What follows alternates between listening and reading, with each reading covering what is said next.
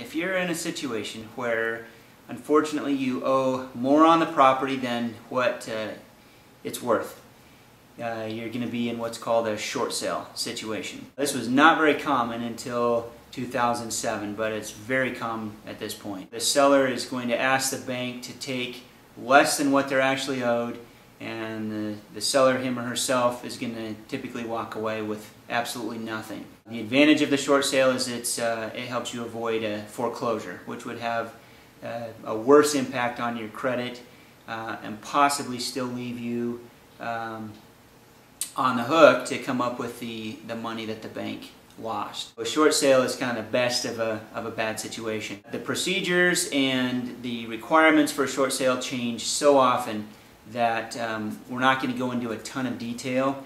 We're up on them because they're changing all the time, and we have a number of short sales, but for now I'll just kind of give you a general outline. The first step in doing a short sale would be to just market the home for sale, just like any other sale. Would put it on the MLS, put up flyers, just try and get an offer on the home.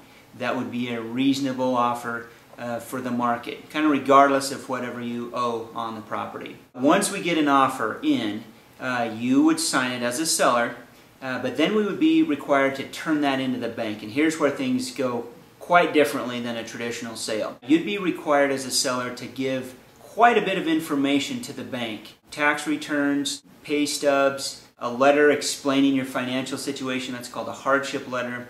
They'll have an entire packet that they'll require that you send in.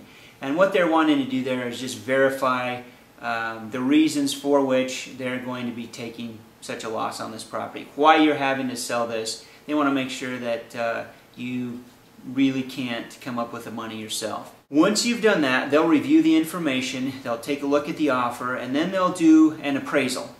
And that appraisal is designed to just help them determine what the home's really worth to compare that to the offer that came in. That's called a BPO. It stands for Broker Price Opinion. The frustrating part about a short sale is probably this process, because getting to this point will sometimes take months. 2, 3, 4 months sometimes. The reason that's so frustrating and it takes so long is because these banks are taking short sale requests from all over the country, and they may have tens, perhaps even hundreds of thousands of these requests coming in, and it's just a matter of getting in line. What they'll do at that point is send out a real estate agent or perhaps an appraiser to do a valuation of the home, independent of the buyer or the seller.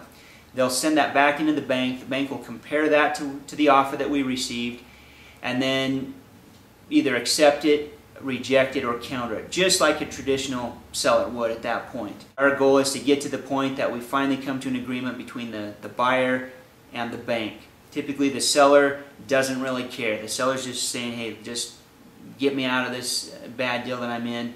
I'm not going to make any money anyway.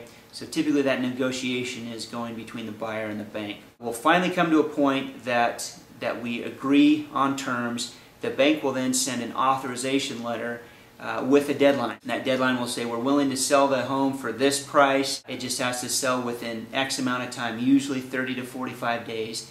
And that gives your buyer time to then do a home inspection, get the financing in place, whatever else they need to do in order to make that sale happen. The real key to a happy short sale is just expectations up front and patience.